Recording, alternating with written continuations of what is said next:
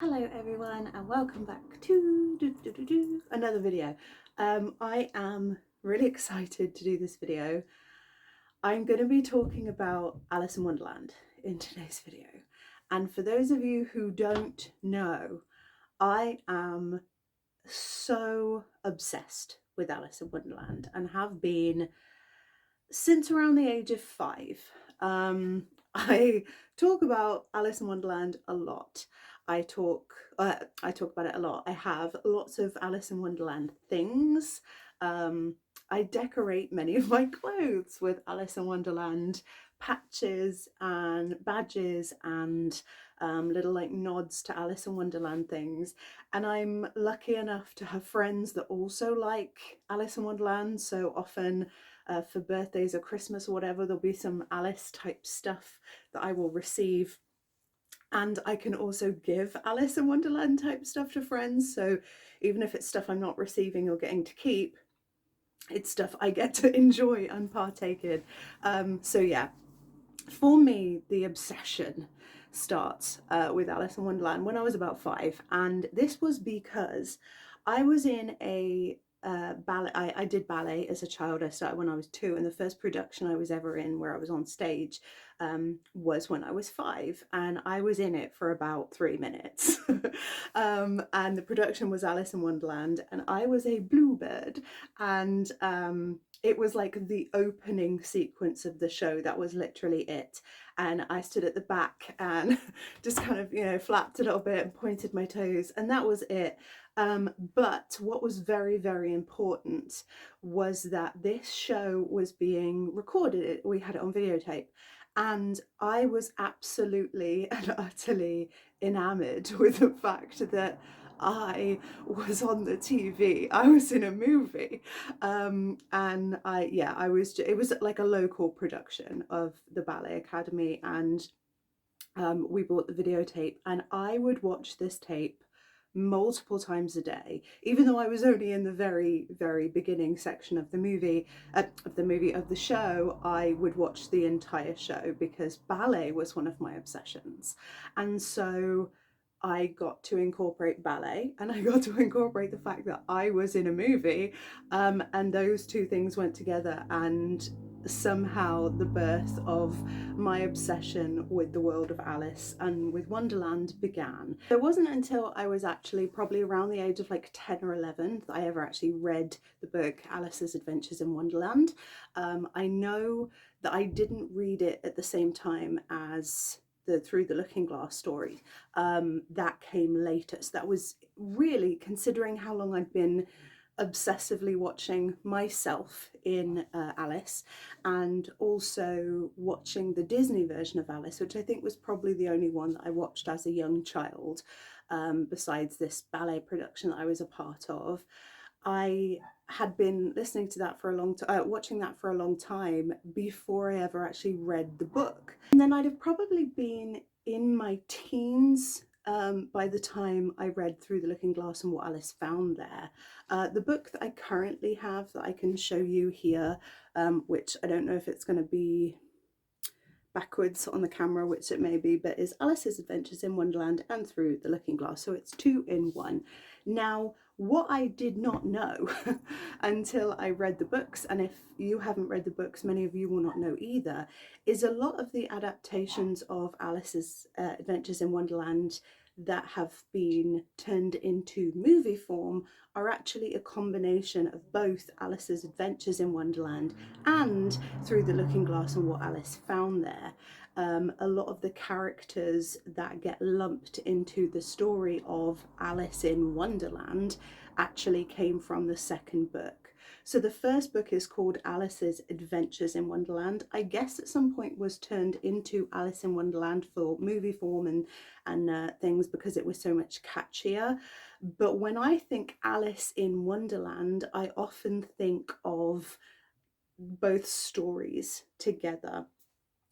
So that's kind of interesting. I find it interesting. I don't know if you find it interesting, but to me, I find it interesting because then it kind of is these three creations. You have Alice's Adventures in Wonderland, Through the Looking Glass and What Alice Found There, and then Alice in Wonderland, which is often a combination of the two. So the two books were written by Charles Dodgson under the pen name of Lewis Carroll.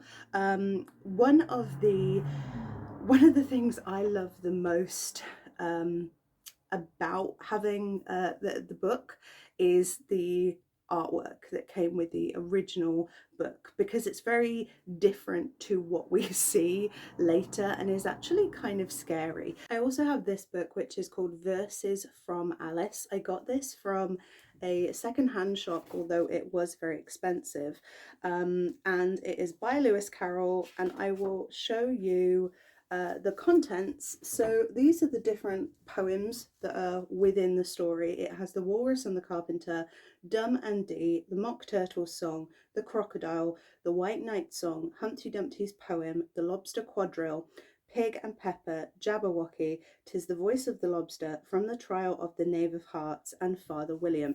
And this is really, really, I'm going to try and be careful as I hold it because I don't want it to fall to pieces, but it is really beautifully done. It looks handwritten, really nice. So I'm now going to show you my Alice DVDs. I've talked about this before, talked about it on Instagram, and I thought I'm going to go through my Alice DVDs. There are many adaptations of Alice's Adventures in Wonderland / Through the Looking Glass / Alice in Wonderland. I do not have them all by far. Some of them are silent movies, some of them are non-English movies. There's many of them that are not English.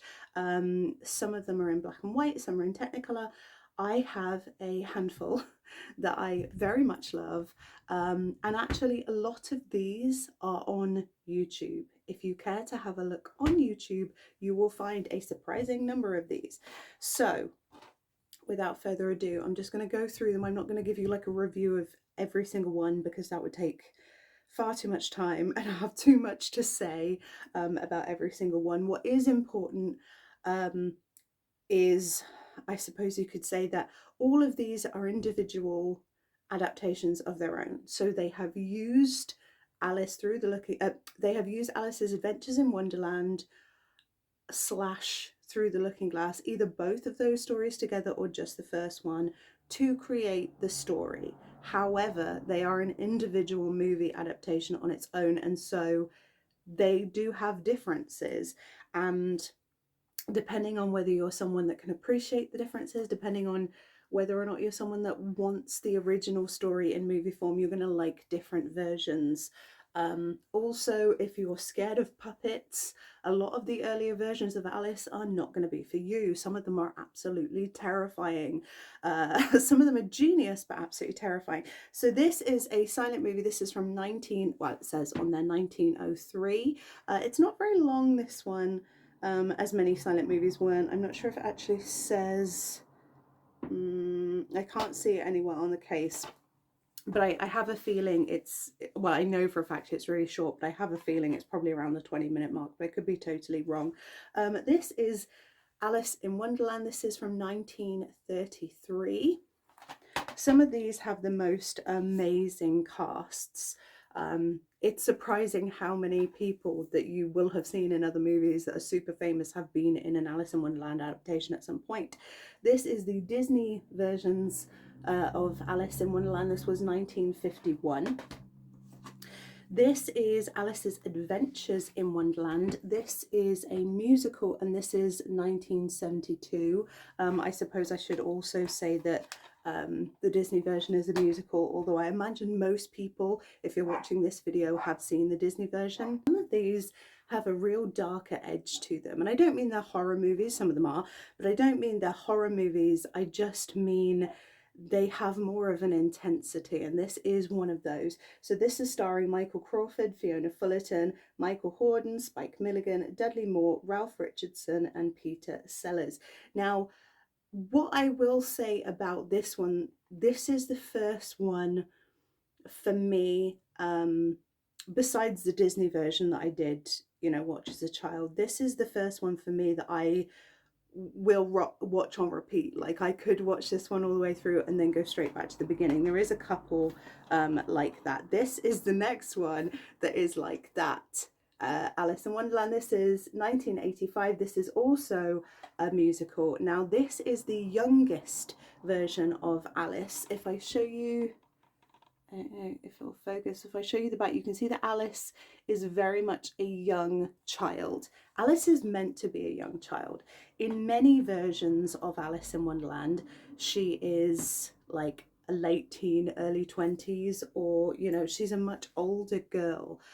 Although I don't think there's anything wrong with that, it's a choice, and I totally understand why. It's easier to use an older actress, and certainly less upsetting, perhaps, if you're showing the darkness of Alice in Wonderland. It's less upsetting to have someone older going through these things than a young child. I do think it kind of takes away from the innocence and the element of innocence of that character, and why she would so blindly go along with lots of things. So for me, a young Alice, I do have a preference for that. I think that it's powerful. Coming to another very young Alice is Alice from 1998. Now this one is definitely on YouTube. This is stop motion and it's terrifying. It's fantastic, but it is terrifying. It is the stuff that nightmares are made of. I remember first seeing a clip of, I didn't watch the movie on YouTube, I watched the movie on DVD, but I remember first seeing a clip of this on YouTube and just thinking, that is horrific. What is it? I need it. Like, and it's wonderful. It's absolutely wonderful, and I do recommend it. That's one of the very few Blu-rays that I actually own. This and Suspiria and a few others I own on Blu-ray. The rest of them, DVDs. So the next one is a cartoon Alice. This is from 1994. I'm not a massive fan of kids movies. I'm not like saying like I'm above kids movies. I don't have children. I have a few friends that have very young children, but I don't have many children around me that I would sit and watch movies with, so I've never really needed to watch kids movies. In general, the children's stuff that I have now is things that I grew up with. So it is rare that I will just buy an animated cartoony type thing if it's something I didn't grow up with, unless I really think it's incredible, you know. This one again is an absolutely star-studded cast. This is from 1999. If I don't know if you'll be able to see from there all of the cast, but we have Whoopi Goldberg as the Cheshire Cat, which is absolutely incredible. Like I said, some of the Alice movies have an insane star-studded cast. Like, they are so many famous people that have been in these movies over the years. Now this one, I wanted this one for multiple reasons, but that doesn't mean that I'm saying it's any good. So this one is from 2009. I wanted this one because it has Tim Curry in it, and I am in love with Tim Curry. I have a few men that I am madly in love with. I talked about a few of them on here before. I think I've talked about like fictional characters I'm madly in love with, which would be Lestat, it would be Spike, and I also put Bowie into that fictional character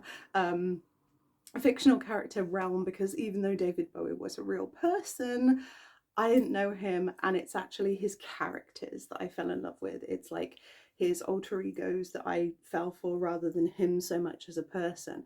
But there are some men that I have just fallen head over heels for as a child at a young age with no real explanation.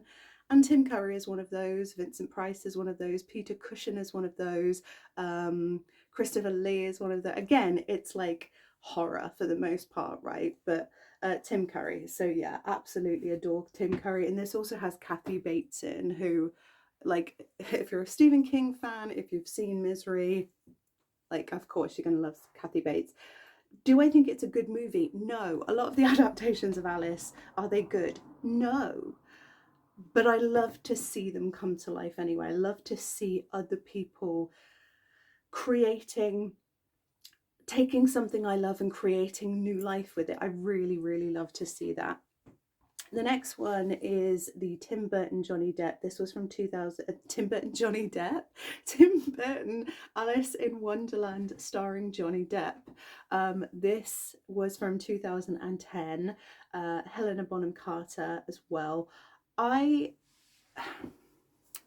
had mixed feelings about these. I've got both of them and I had mixed feelings about these. I felt like they tried to bring in elements from both of the original stories, which I liked, but it felt like a lot of it got lost in the way, and I didn't really like the overlap of the Red Queen and the Queen of Hearts. It didn't hit me quite right, let's say, but I didn't hate them. I just think I would have either preferred it be totally different to the books, like more so different to the books, or a lot more like the books. I don't mind if something is totally different and I can see it completely separate, fine. If something's really similar and I can totally see what they did there, fine. But when something is a little bit but then not, I find I struggle with that a bit. So this is Alice, the Dark Side of the Mirror. This one is from 2016. Again, this isn't actually, oh, am I mistaken? No, this is the one I'm thinking. This is kind of like a B movie. It's not very good. I can't help myself though. One of my favourite things to do is to find terrible B movies and just laugh, but thoroughly enjoy them at the same time. Then the last one I've got is Alice Through the Looking Glass, Tim Burton again, Anne Hathaway, Johnny Depp, Helena Bonham Carter, and Sacha Baron Cohen. I out of the two of them, I preferred the first one, but I feel very much the same about this one. Then in terms of another DVD that if you are interested in the story of Lewis Carroll's, I would recommend the story of Dream Child, or the movie Dream Child, which is about Charles Dodgson and his relationship with Alice Liddell, who is the child that the Alice books were inspired by, and also his relationship with her family. And although this is a work of fiction, because nobody knows for sure, it's an interesting idea. So I think that that is worth taking a look at as well as the different editions of Lewis Carroll's original Alice's Adventures in Wonderland and Through the Looking Glass and What Alice Found There, the poetry and all of the movies. There are many different works of art, works of fiction, movies, books that have been inspired by Alice in one way or another, or inspired by Wonderland. There's computer games, there's so many things, but they're not necessarily the exact same story. Now, in terms of the different media that I have come across in my lifetime, I have a favourite, and this was one that I didn't come across until maybe 2020, I want to say, and that is called it's books, and it is the Splintered series, and these are books that I really recommend. They are for a younger audience, I personally would say. These are the kind of things that I would read in high school, like that's the type of thing I would have imagined. Spoiler alert, because I am just a walking spoiler at this point. The first book is called Splintered. It is by A.G. Howard. Well, they're all by A.G. Howard. It is called the Splintered series. So this is set in modern day, and the main character is a descendant of Alice Liddell, and she can communicate with insects, with moths, with creatures, and this leads her on quite the adventure to Wonderland, where different things have been misinterpreted in Lewis Carroll's book, and she finds out what was actually going on. For example, the white rabbit, which is what Lewis Carroll believed Alice was telling him about, was actually a rabid skeletal creature that had some form of antlers or horns, I can't remember exactly. And so Alice Liddell, being a young girl, saw this and thought, oh, he looks like a rabbit. And yeah, he had rabies, and so it was like rabid white. And yeah, she kind of made that connection. And so when she comes back and she talks to Lewis Carroll, she tells him, you know, white rabbit, and so it becomes this lovely fluffy creature. But that's not the case, and so Wonderland's actually a lot darker, and there are 3 books in that series. Morpheus is the very, very sexy fictional character of a moth turned man, and that is the 2nd book. Unhinged, the 3rd book, or is Unhinged number 3? I can't remember. I think Unhinged is number 2 and Ensnared is number 3, but I can't 100% remember. And then Untamed is a collection of the novellas that like add on to that story as well. I don't know if they are still on there, but they were at one point available on Audible. I don't know if any of them are available in like the free catalogue or anything. You'd have to look, but I know that you can, or you could at one point, get them on Audible, so it's worth looking if you're an Audible person as opposed to a book reader person. I like my books, but you know, everybody's different. So yeah, I thought I would just do a little video to talk about Alice, talk about where the obsession started. Every time I say like the obsession starts, it makes me think of Rachel Green justifying how much Ross loves her. Anyway, I thought I would talk about where my obsession started with Alice, and I would show you my pile of DVDs, which will never be big enough as far as I'm concerned. I want all the movies. I've seen many more Alices in movie form than I own, but I don't own them all. And yeah, I wanted to show you the books. And I think I was also planning on having a bit of a bitch about how people don't know that that some of the characters, for example, like Humpty Dumpty and Tweedledee and Tweedledum, were actually from the 2nd book and not the 1st one. And because of the fact that the name Alice in Wonderland sounds too much like Alice's Adventures in Wonderland and nothing like Through the Looking Glass, the 2nd book gets completely overlooked and people just assume it's one book and all in one. But I'm not going to. I'll just put that out there. So yeah, so I hope that you enjoyed this video.